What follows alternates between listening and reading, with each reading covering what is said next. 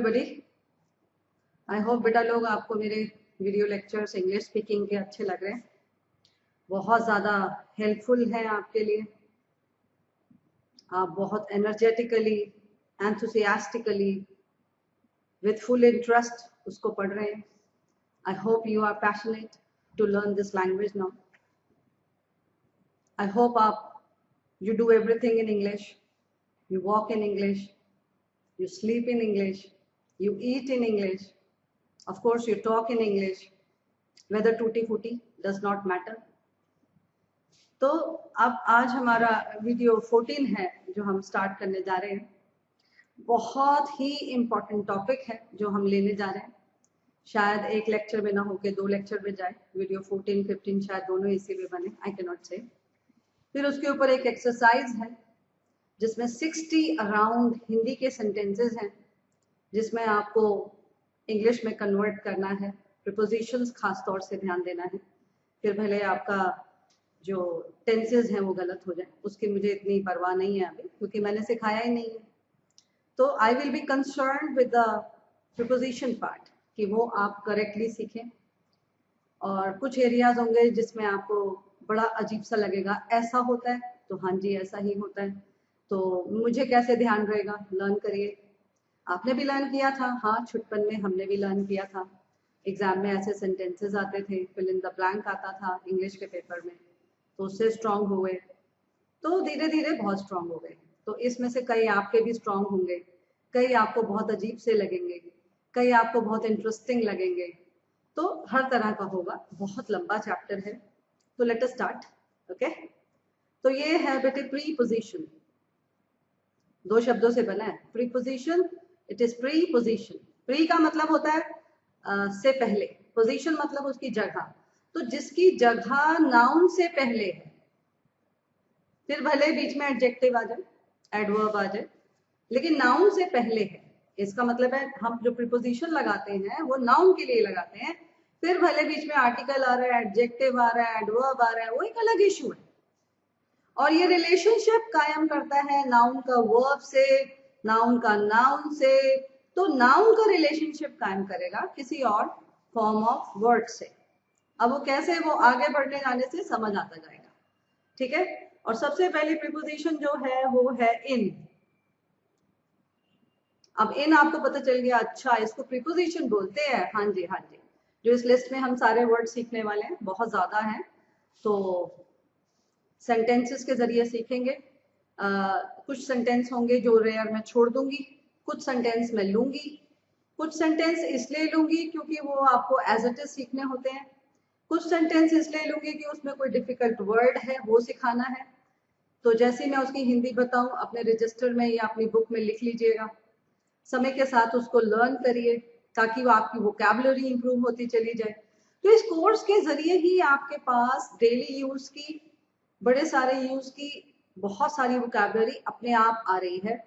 उसका फायदा उठाइए जिससे कि आप इस मिनिमम लेवल ऑफ वोकैबुलरी में बहुत स्ट्रांग हो जाए। और जब ये वोकैबुलरी आप सीख जाओगे तो आपको अपने आप से हैरानी होगी कि मैम कह रही थी मिनिमम, ये तो बहुत ज्यादा वोकैबुलरी सिखा गए इसी कोर्स में। दैट इज द ट्रूथ कि आप बहुत ज्यादा वोकैबुलरी सीख जाओगे इस कोर्स के जरिए, जिसमें सारा स्ट्रेस मेरा ग्रामर के ऊपर है। फिर भी वोकैबुलरी बहुत सारी सीख जाओगे, क्योंकि बेशुमार एक्सरसाइजेज हैं। बेशुमार मतलब बहुत सारी एक्सरसाइजेज हैं जिसमें बहुत कॉम्प्लिकेटेड हिंदी है, तो इंग्लिश भी कॉम्प्लिकेटेड होगी। और एक दिन होगा जब आप उस कॉम्प्लिकेटेड इंग्लिश को बड़े आराम से बना रहे होगे, and that will be the most beautiful day for me and you, right. अब चलिए चलते हैं। इन का मतलब होता है में। बुक में सब दिया हुआ है, एक एक चीज दी हुई है, तो बुक को साथ रखिए। नंबर भी बोलती जाऊंगी सेंटेंसेस का कि अब देखो हम ये वाला सेंटेंस पढ़ रहे हैं। इन जो है वो पहला प्रीपोजिशन है बुक का, ये भी बताऊं मैं आपको, जिसमें मैंने 8 एग्जाम्पल्स दिए हैं। सारे एग्जाम्पल्स तो नहीं, कोई कोई एग्जाम्पल लूंगी जिसमें आपको कुछ हट के सिखाना होगा। और असली बात यह है कि एक होता है इन और सेकंड है इनटू। कुछ प्रीपोजिशंस होते हैं जो साथ साथ सीखने चाहिए। अब इन और इनटू में फर्क जो है वो एक साथ ही सीखा जाएगा, क्योंकि इनटू का मतलब भी में ही होता है, लेकिन ये है कि उसमें मूवमेंट है, कुछ मूव कर रहा है तो इनटू आएगा। कुछ स्थिर है, स्थिर समझते हैं, टिका हुआ है, हिल नहीं रहा है, तो फिर वो उसमें इन आएगा। ये इन और इनटू का फर्क सिखाने के लिए है। जैसे मैंने बोला water is in the glass, तो अगर मैंने बोला water is in the glass, तो इसका मतलब पानी ग्लास में है, इसका मतलब ऑलरेडी ग्लास में है, तो वो स्थिर है। लेकिन मैंने बोला ही poured water into the glass, poured मतलब उड़े उड़े डाला, तो ही poured वाटर। अब क्योंकि उसने ग्लास में पानी डाला तो पानी मूव कर रहा है, जब ग्लास में पानी डाला तो therefore it will be into.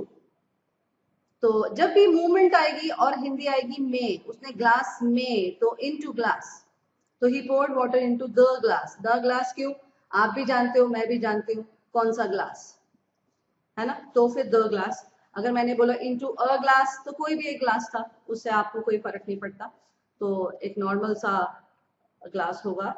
और he poured water into a glass and gave it to the principal, कुछ भी।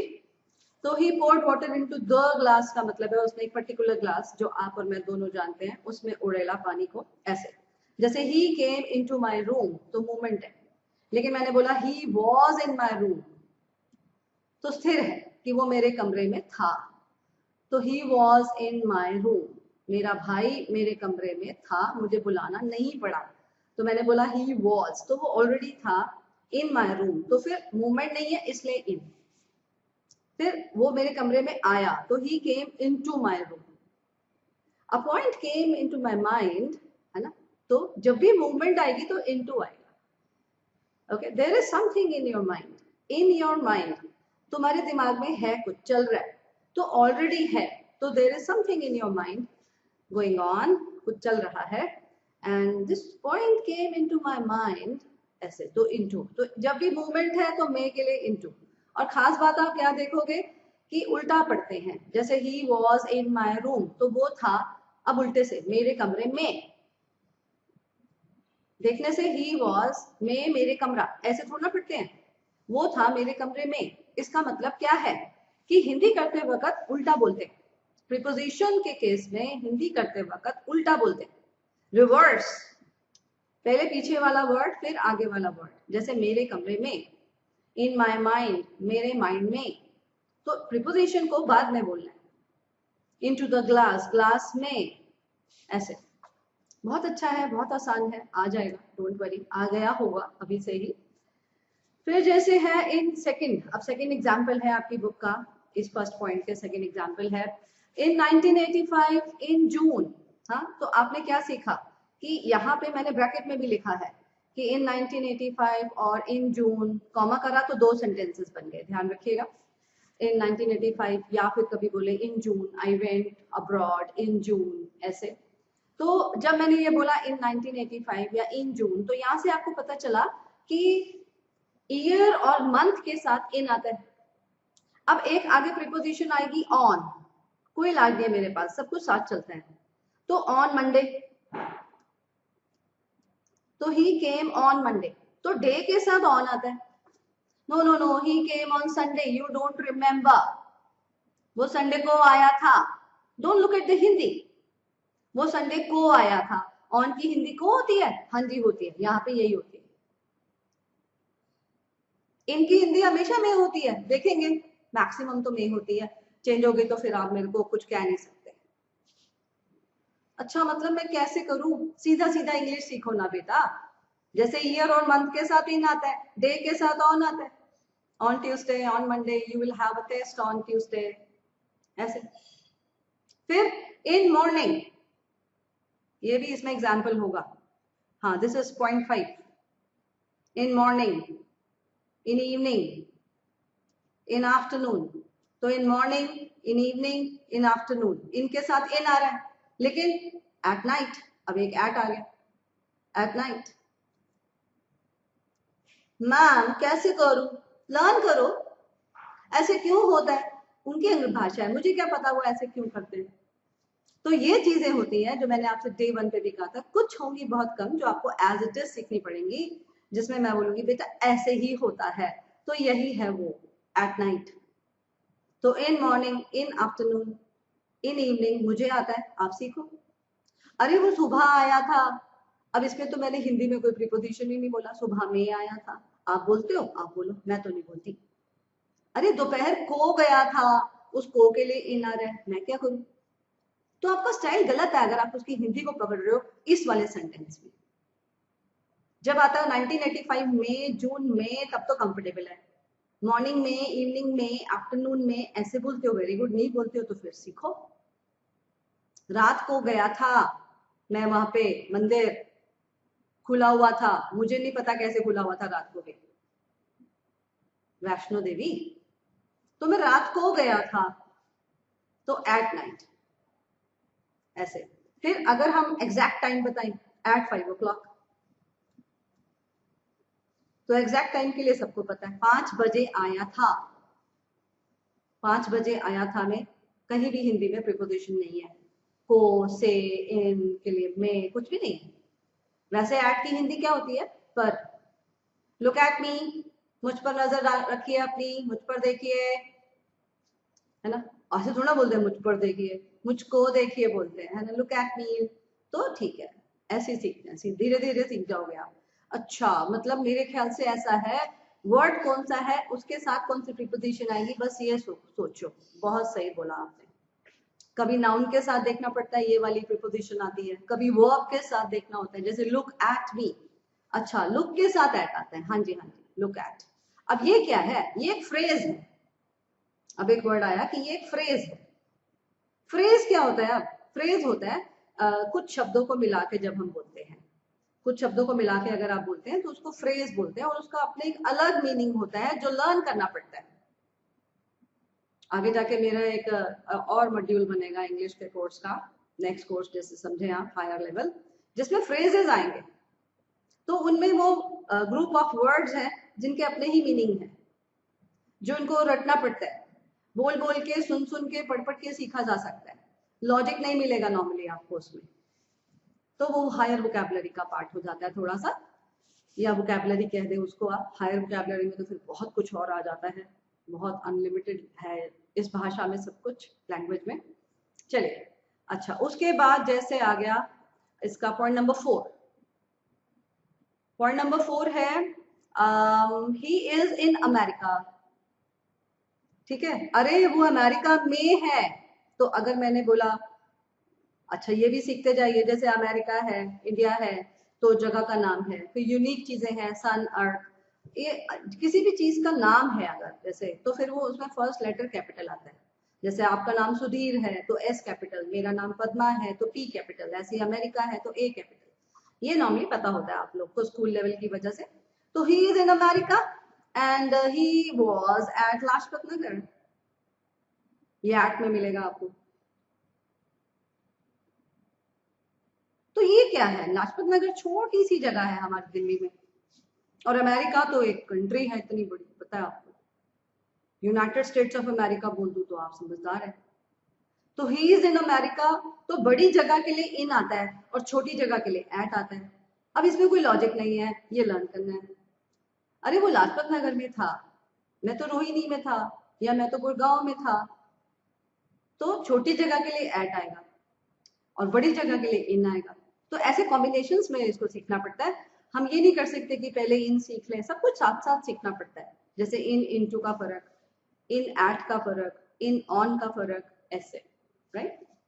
अच्छा, फिर उसके बाद इसमें एक आता है जैसे 6 पॉइंट है, I will come back in 5 hours, है ना। अब इसको सीखो, बड़ा इंटरेस्टिंग है। ये है आपका पॉइंट नंबर 6। कहता है I will come back in 5 hours, मैं वापस आ जाऊंगा इन 5 hours। उल्टा बोलोगे, और पहली बात ये मैथमेटिकली नहीं लिखते हैं, इंग्लिश को लिखते वक्त इंग्लिश में ही लिखते हैं, I will come back in 5 hours। तो जब वो ऐसे बोलेगा तो इसका हिंदी क्या है? मैं वापस आ जाऊंगा 5 घंटे में, मेरे को बाद में बोला ना, ऐसे तो उल्टा पढ़ते हैं। तो मैं 5 घंटे में आ जाऊंगा, और अगर मैंने बोला I will come back within 5 hours, तो क्या फर्क है? तो इसका मतलब है मैं 5 घंटे के अंदर अंदर आ जाऊंगा। इसका मतलब विद इन एक अलग प्रीपोजिशन है, विद अलग होता है, इन अलग होता है, विद इन अलग होता है। इसलिए मैंने कोई गैप नहीं डाला ना विद इन में, क्योंकि वो एक ही वर्ड है। और विद इन का मतलब होता है के अंदर अंदर, दिया है मेरी बुक में कहीं पे, के अंदर अंदर। तो 5 घंटे के अंदर अंदर आ जाऊंगा तो विद इन बोलूंगा, और अगर 5 घंटे में बोला है तो थोड़ा सा ज्यादा भी हो सकता है, झगड़ा मत करना मेरे से आप। जैसे मैं 5:30 में आया, तू तो बोल रहा था 5 घंटे में आएगा, come on, I told you I will be back in 5 hours. तो 5 आवर्स तो थोड़े ज्यादा हो गया, तो आप चिल्ला क्यों रहे हो, मैं तो पहले बोला था in 5 hours. No no, you have to come back within 5 hours.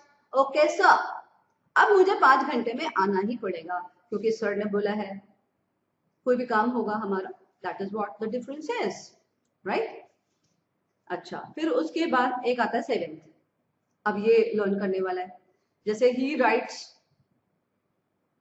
अजीब लगेगा, अच्छा ऐसे होते हैं, तो ही राइट्स इन इंक और इन पेंसिल। अब यहाँ पे इन आया, वो होता है ना स्याही वाला पेन, इंक वाला पेन जिसमें इंक भरते हैं, है ना, वो तब हम बोलते हैं, जब अगर हम बोलते हैं बॉल पॉइंट पेन, तो बॉल पॉइंट पेन आपको पता है जिससे आप नॉर्मली लिखते हो, एक होता है जेल पेन, है ना, तो एक होता है इंक पेन जिसमें इंक भरी जाती है। तो अगर हमने बोला वो इंक वाले पेन से लिखता है, तो इसको हम कैसे बोलेंगे, वो इंक वाले पेन से लिखता है, तो वो लिखता है, he writes subject and verb in ink. Ma'am इसमें पेन तो आया ही नहीं, तो इंक क्या पेन नहीं है? इंक किसके लिए यूज होगा, किसी और चीज के लिए थोड़ा इंक यूज करते हैं, इंक तो पढ़ लिखने के लिए ही यूज करते हैं। इसी से काम चल गया, वही तो कैसे करो, लर्न करो, बार बार देखो, बोलो, अकेले में बैठे बैठे एंजॉय करो, जैसे मैं करती थी बचपन में। मैं तो ऐसे सेंटेंसेस अपने आप से ऊंचा ऊंचा बोलती थी। मेरे घर में कोई अंकल आंटी आते थे और मैं अगर अपने किचन में होती थी या वॉशरूम में होती थी, कहीं भी भाई साहब अपने घर में झाड़ू लगा रही होती थी, तो भी मैं तो ऐसे ऐसे अपने आप से ऊंचा ऊंचा बोलती थी, और सुनने वाले सुनते थे और मुस्कुराते रहते थे कि ये बच्ची कैसी है। I was a very small kid at that time. तो मुझे शौक था, ऐसे ही शौक पैदा करो, आ जाएगा। कभी भी मत परवाह किया करो मेरे ऊपर कोई हंस रहा है, उसके हंसने से मेरे ऊपर कोई फर्क नहीं पड़ेगा। सबसे बड़ी बात, I love my self the most. तो ही राइट्स इन इंक और ही राइट्स इन पेंसिल, एक ही बात है कि वो पेंसिल से लिखता है, इंक वाले पेन से लिखता है। हिंदी को छोड़ो आप, से, मैम से के लिए तो आप कोई और वर्ड बोलोगी, हाँ, लेकिन यहाँ पे इन है, लर्न करो। ओके, फिर एक और आता है इसमें, बड़े अच्छे अच्छे एग्जाम्पल्स उठाए हैं, बड़ी मेहनत से ये किताब बनाई थी। ही completed his work in time. मैंने बोला ही completed his work in time, और अगर मैंने बोला ही completed his work on time, अब इसमें क्या फर्क है, दोनों सही है। अगर मैंने बोला ही completed his work in time, तो ये पीरियड ऑफ टाइम की बात कर रहा है, जो इन टाइम है वो पीरियड ऑफ टाइम की बात कर रहा है। और अगर मैंने बोला कि ही completed his work on time, तो ये पॉइंट ऑफ टाइम की बात कर रहा है। अब आप बोलोगे मैम कैसे सिखा रहे हो आप ये पीरियड पॉइंट, ये क्या है? अब जैसे उसके पास 6 महीने थे काम करने के, 6 months were there with him। Preposition के बाद बहुत ज्यादा आपको अच्छा लगेगा क्योंकि आप सेंटेंसेस को 95% समझना शुरू कर दोगे, इट्स सो इंटरेस्टिंग। तो अगर मैंने बोला कि 6 months में उसने जो है अपना काम खत्म किया, तो जो 6 months है वो एक पीरियड ऑफ टाइम है। और पॉइंट ऑफ टाइम क्या है, जैसे 10 बजे, 10 o'clock, घड़ी के 10 बजे, जब घड़ी पे 10 बजते हैं, तो आप कभी गौर करो, घड़ी की दोनों सुइयां एक पर्टिकुलर पॉइंट पे होती है। एक सुई 12 पे होती है, एक सुई 10 पे होती है, अगर 10 बज रहे हैं, छोटी सुई 10 पे होती है, बड़ी सुई 12 पे होती है। तो वो एग्जैक्ट एक पॉइंट ऑफ टाइम है। अब समझ आया होगा आपको कि पॉइंट ऑफ टाइम और पीरियड ऑफ टाइम। क्या घड़ी पे आप 6 महीने को देख सकते हो, एक दिन को देख सकते हो, एक हफ्ते को देख सकते हो, एक साल को देख सकते हो?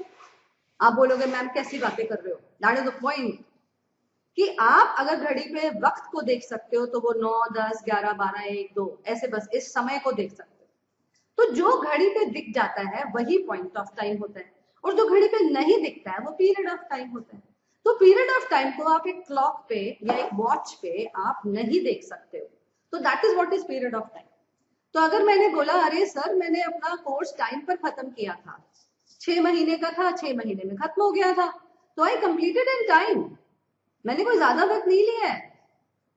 और अगर मैंने बोला अरे सर आपने कहा था कि शाम के 6 बजे तक ये काम खत्म कर लेना, मैंने 6 बजे से पहले खत्म किया है, पूरे 6 बजे भी खत्म किया हो तो भी आप मेरे को नहीं डांट सकते। I completed it on time sir. On time sir भी जानते हैं, 6 बजे डिसाइड हुआ था उनके और मेरे बीच में, बेटा 6 बजे तक कर लेना है। मैंने भी कहा था हाँ सर 6 बजे तक कर दूंगा, और मैंने 6 से पहले खत्म किया भाई। ऐसे I hope it's clear now कि अगर एक पीरियड ऑफ टाइम है तो in time you never complete your work in time. I am very upset with you. तो अपना टाइम कभी टाइम पर खत्म, अपना काम कभी टाइम पे खत्म नहीं करता। 1 साल का 2 साल लगा दिया तुमने, कैसे पढ़ाई करता है? ऐसे ही कहानी है ऐसे।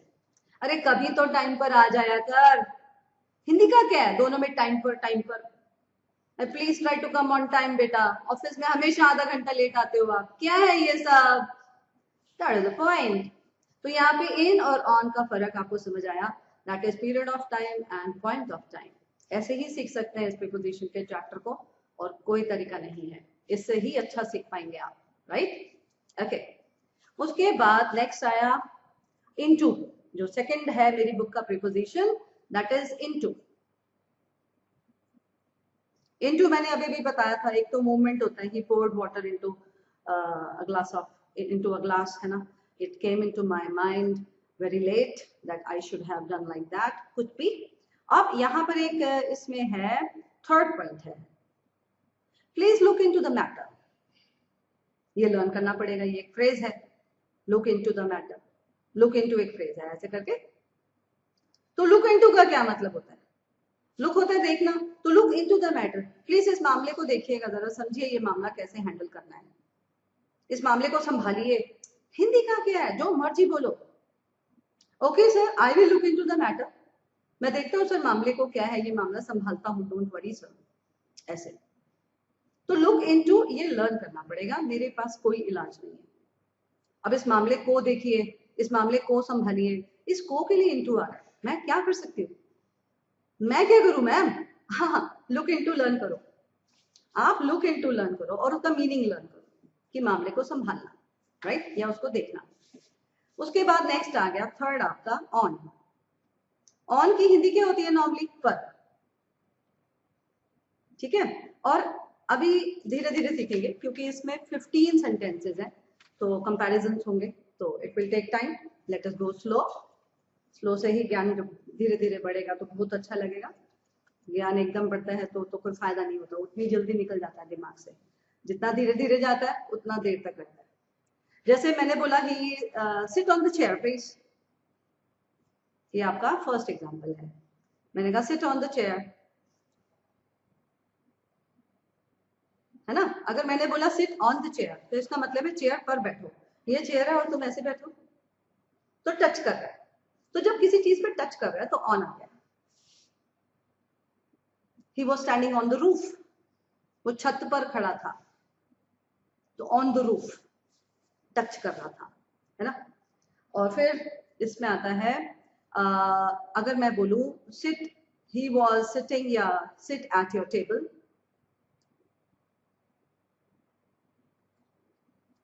तो इसका क्या मतलब है? अरे टेबल पर बैठो, तो कहीं आप टेबल के ऊपर थोड़ी ना बैठ जाओगे, अगर ये टेबल है तो यहाँ चेयर होगी, उस पर बैठोगे आप।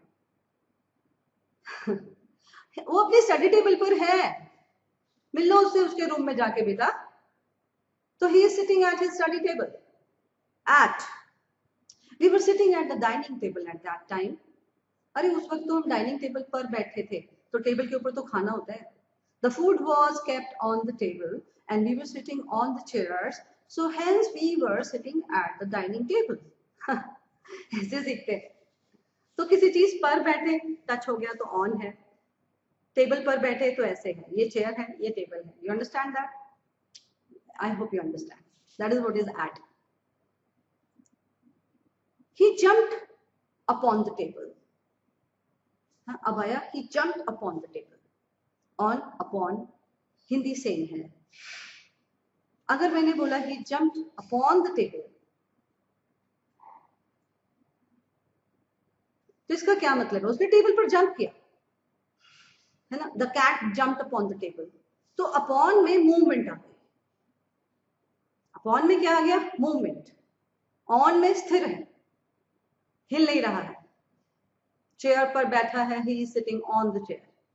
तो ऑन में स्थिरता है, अपॉन में मूवमेंट है। जैसे इन एंड इनटू, इनटू में मूवमेंट है और इन में स्थिर है, फिक्स्ड है, ऐसे। तो ऐसे करके अपॉन आ जाता है समझ में, है ना। अच्छा, फिर उसके बाद जैसे अब अपॉन कोई लूँ मैं, अगर अपॉन फोर्थ प्रीपोजिशन है, अपॉन का ही एक सेकंड है, ही डिपेंड्स अपॉन हिज ब्रदर।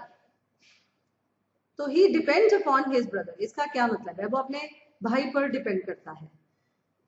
अब इसमें तो मूवमेंट है क्या, वैसे नहीं सीखना है, इसको ऐसे ही पकड़ो, सीधा फ्रेज है, लर्न करो। To depend upon, to depend upon मतलब किसी पर आश्रित होना, किसी पर डिपेंड करना अपने लिए। इंडिपेंडेंट है, मेरे को किसी की कोई जरूरत नहीं है, मैं अपने ऊपर डिपेंड करता हूँ, मैं किसी के ऊपर आश्रित नहीं हूँ, मैं किसी के ऊपर, मैं, मेरी लाइफ किसी और की वजह से नहीं चलती, मेरी वजह से चलती है। I am independent, but he depends upon his brother. उसका सब कुछ उसके भाई पर डिपेंड करता है, वही डिसाइड करता है कैसे क्या होगा सब कुछ। That is what is dependent upon. अच्छा, डिपेंडेंट के साथ अपॉन है, लर्न करना है। हाँ जी, लर्न करना है, हो गया होगा बात करते करते, है ना। और जितना बोलोगे उतना उतना बेटर होते जाओगे एवरी मोमेंट। कसम खा लो आज के बाद से तो इंग्लिश में ही बात करनी है, बिकॉज सब कुछ तो सिखा दिया। टेंसेस रह गए, हाँ कुछ है चीजें जो रह गई, काफी है वैसे इंटरेस्टिंग, लेकिन आसान है। अच्छा, उसके बाद अगर हम चले इसी में ही आगे, ऑन में ही, जैसे talk on this topic, second है टॉक ऑन दिस टॉपिक, इस टॉपिक पर बात करो, है ना। तो इस टॉपिक पर, व्हाट डू यू से ऑन दिस टॉपिक, ऐसे। फिर उसके बाद पुट द फैन ऑन, एक लाइन आता है इसमें, पॉइंट नंबर 3 है, पुट द फैन ऑन। अब इसको हम ऐसे बोल सकते हैं पुट ऑन द फैन, बोलो, लेकिन इंटरेस्टिंग नहीं है, काफी अट्रैक्टिव बनाना है अपनी लैंग्वेज को, तो इसको ऐसे ही सीखो। पुट द फैन ऑन, किस चीज को ऑन करना है? Put the fan, put on मतलब, अरे पंखा चला दे। तो चलाने के लिए कोई वॉक नहीं है, कोई और वर्ड नहीं है, चलाने के लिए पुट ऑन है। अरे बंद कर, ठंड लग रही है, तो put off, put the fan of please, of में डबल है, तो पुट ऑन उसको चला दो, पुट ऑफ पंखे को बंद कर दो, ऐसे सीखते हैं। अब ये फ्रेज है, इसको एज इट इज लर्न करो, राइट। अच्छा, फिर उसके बाद keep on working hard, good boy. तो जब मैंने बोला कीप ऑन, तो करते रहो। हिंदी भी दिया है मैंने बुक में आपको, सब कुछ बहुत ब्यूटीफुली दिया है। जैसे मैंने बोला कीप ऑन टॉकिंग, अब टॉकिंग, अगर मैंने बोला कीप ऑन टॉकिंग, तो बात करते रहो, बात करना जारी रखो, तो जिरंड है। प्रीपोजिशन के साथ अगर आईएनजी आ रहा है तो इनफाइनाइट वर्ब है, इनफाइनाइट में प्रीपोजिशन के साथ तो जिरंड ही आता है, फर्स्ट फॉर्म प्लस आईएनजी, जिसकी हिंदी होती है करना, और फिर वो लाइन के साथ पता चलता है। कीप ऑन टॉकिंग तो बात करते रहो, बातें करना जारी रखो, हिंदी आपकी है, जैसे मर्जी बोले आप। अच्छा, फिर उसके बाद इसमें एट्थ है जो मैंने आपको नहीं बताया, बीच के बता दी, डोंट वरी, मैं देख रही हूँ क्या क्या बताया क्या क्या नहीं बताया, एक एक सेंटेंस देख रही हूँ। एट्थ है ही इज ऑन फोन, भाई को बुला जरा, तो जवाब आया ही इज ऑन फोन, मतलब वो फोन पर बात कर रहा है। ही इज ऑन टूर, अरे वो तो ऑफिस के टूर पर गया है। या he is on excursion, excursion मतलब पिकनिक, कि वो तो पिकनिक पे गया है, मतलब 1-2 दिन का ऐसे घूमने फिरने गया है, दैट वे। फिर ही इज ऑन लीव, अरे सर वो तो छुट्टी पर है। या ही इज ऑन ड्यूटी, अरे सर वो घर पर नहीं है, वो तो अपनी ड्यूटी पर गया है। हिंदी को मत देखिए, देखना तो देखिए, हिंदी में भी वही है, पर लेकिन इनको लर्न करना पड़ेगा। ऑन ड्यूटी, ऑन लीव, अरे छुट्टी क्यों नहीं ले लेता, अरे मैं छुट्टी पर ही हूँ भाई, तो I am on leave of 5 days। Where are you, I am on tour, official tour, ऐसे। टूर नहीं बोलते, टूर, टू अ की आवाज आती है, टूर। जब भी आपको लगे ये कैसे पढ़ा आपने, तो उसको हिंदी में लिख लो, दिमाग में हिंदी में लिख लो, टूअर। ये तो पढ़ना आता है ना आपको, जो भी आपकी लैंग्वेज है, मेरी हिंदी है तो मैं हिंदी में लिख लेती हूँ टूअर, बचपन से ऐसे सीखती हूँ। कोई अगर नया वर्ड सीखा तो माइंड में मेरे वो हिंदी की जो भाषा है वो छप जाती है, उससे प्रोनाउंसिएशन कभी भी गलत नहीं होती है, कभी भी, जिसे कहते हैं।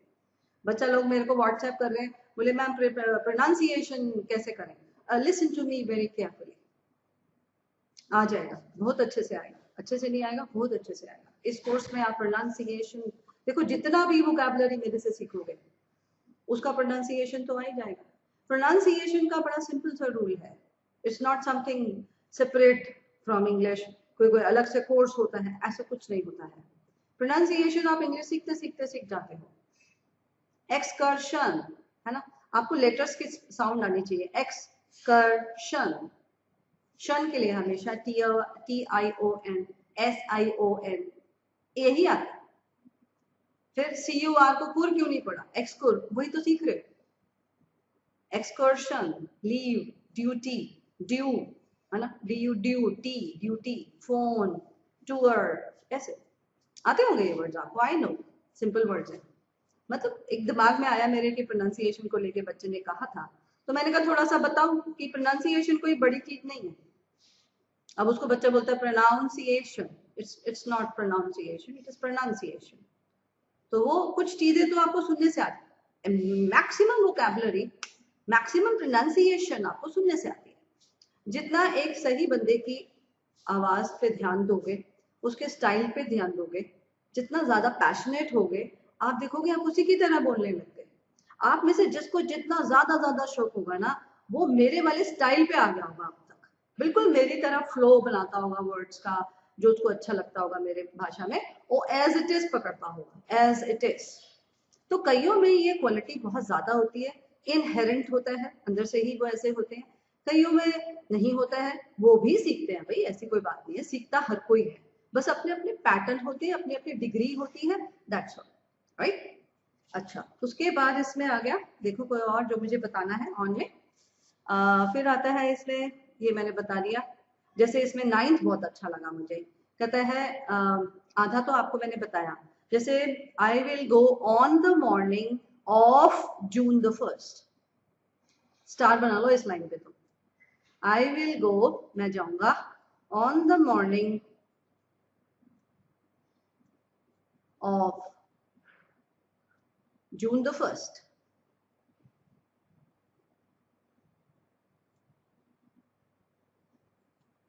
हाँ, अब ये क्या है, मैं 1 जून की सुबह को जाऊंगा, ये इसकी हिंदी है।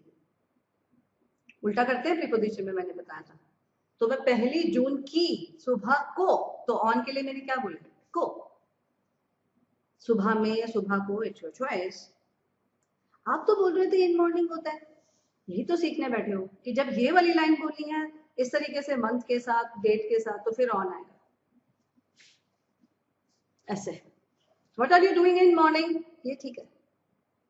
Where were you in the morning, वो भी ठीक है। लेकिन जब आपको मंथ और ये सब ऐसे बोलने, तो on the morning of June the 1st। तो लर्न करूं, हाँ लर्न करूं। अब तक तो आप समझ गए होंगे कि कुछ तो पक्का पक्का लर्न करने को बोलेंगे ऐसे। फिर उसके बाद अब देखो, जैसे ये 10th है, ये लर्न करने का है, लिख देना लर्न इस पे भी। ही is not on the list. Competitive exam के लिए बैठ रहे हो, कमाल इंग्लिश हो जाएगी मेरे से पढ़ के। ये सारी इंग्लिश कॉम्पिटेटिव में यूज होती है, जबरदस्त। यही सब होता है कॉम्पिटेटिव इंग्लिश में, grammatical area. He is not on the list, इसका मतलब क्या है, मैंने बुक में भी दिया। तो असली बात ये सीखना है कि उसका नाम लिस्ट में नहीं है। लिस्ट में मैम, वही तो, बट यू हैव टू से ऑन द लिस्ट। तो he is not on the list का मतलब वही है जो आप सोच रहे हैं कि उसका नाम लिस्ट में नहीं है। Okay, you have to learn this. अच्छा, फिर उसके बाद my name appears on the electoral roll, ये भी अच्छा लाइन है।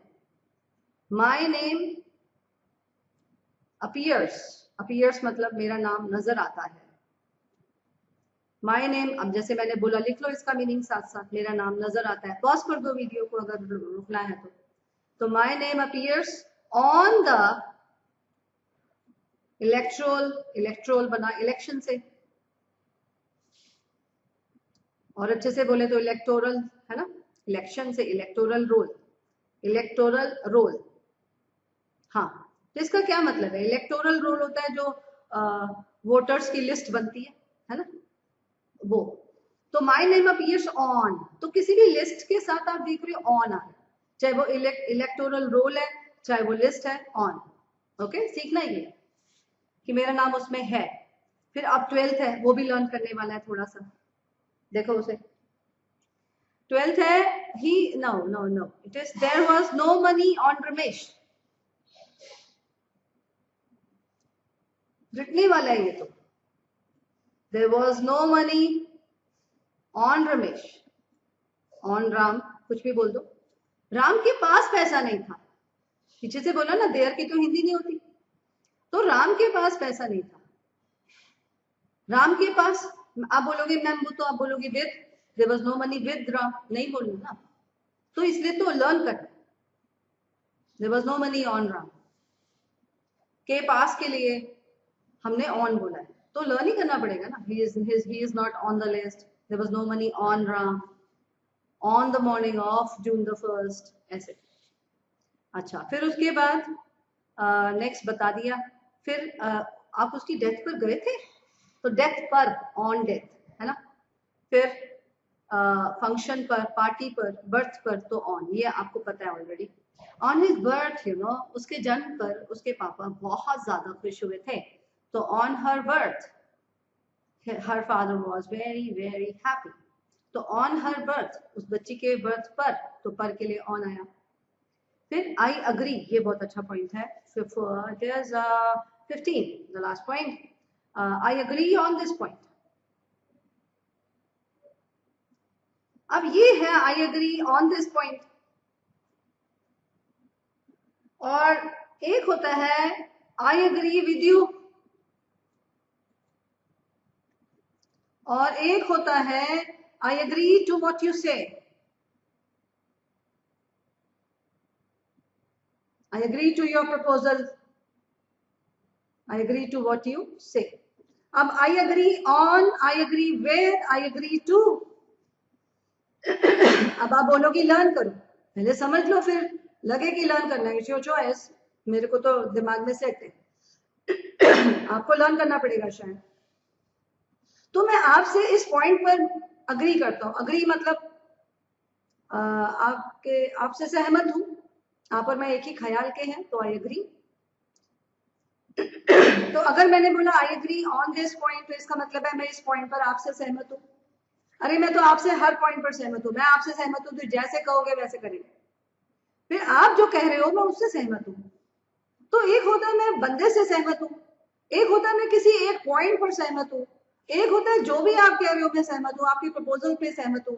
तो फिर उस पर ध्यान देना है कि अगर आप एक पॉइंट पर हो तो I agree on this point, not on that point. I agree with you मतलब जो कह रहे हो सही कह रहे हो, and I agree to your proposal, I agree to what you say. तो मैं आपकी बात से अग्री करता हूं तो टू, मैं आपसे अग्री करता हूं तो विद, मैं इस पॉइंट पर अग्री करता हूं तो ऑन। आई एम सॉरी, मेरे को आता है ये सब, आप सीखो, आपको भी आ जाएगा। शुरू में मेहनत है, मैंने आपसे पहले ही कहा, बहुत लंबा चैप्टर है, बहुत मेहनत वाला चैप्टर है, लेकिन इसके आते ही ऐसे लगेगा मजा आ गया। 95 अंग्रेजी तो समझो आई गई, नो प्रॉब्लम्स आर देयर। ठीक है, तो एक काम करते हैं, यहीं पर रोकते हैं। अपॉन भी ले लिया है मैंने, पॉइंट नंबर 4 तक हो चुका है हमारा। फिर पॉइंट नंबर 5 पे अगले लेक्चर से चलते हैं, ताकि आप पहले यहाँ तक मगअप कर लें, यहाँ तक लर्न कर लें, तो धीरे धीरे आगे बढ़ेंगे। ठीक है, तो जब ये अच्छे से सेट हो जाए तब नेक्स्ट लेक्चर पे आ जाओ। Okay, bye bye.